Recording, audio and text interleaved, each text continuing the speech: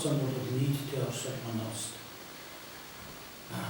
6 сая 100 орчим мянган хүн энэ вирусээр өвчлөд байна.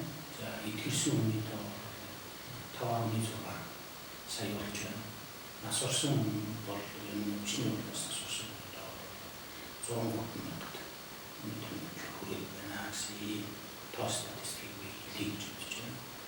За вакцины зөвлөлтийн тухайн хэмжээний талаар бол янз янзын мэдээлэл байгаа.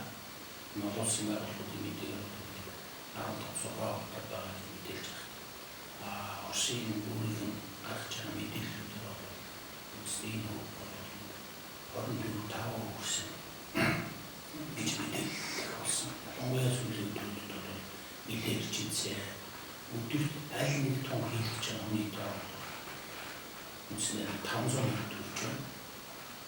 500 мянга гэдэг бол үнэхээр 10 мянга 5 сая тэгээд саатаа бол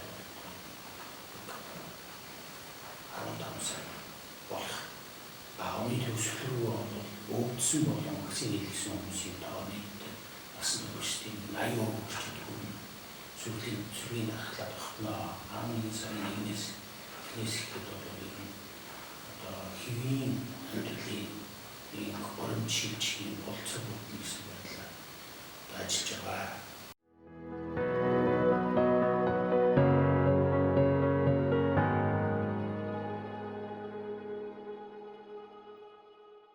Оросд сүүлийн үе ялангуяа онцлог эхэлсний бол бас дельта вирустай холбоотой тайлбарлаж байгаа.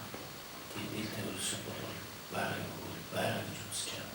Тэгээд энийг бол энэ вирусээр нэрсдэгний хурц үзэж байгаа гэж тархалтын хувьд бол хурдан юм байна.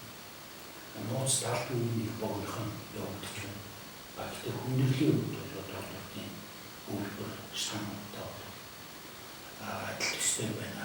Илүү тийм юм болоод энэ онцгой мэдээлэл өгөх гэсэн ийм төвлөлт өнөөдөр хэлчихсэн байна.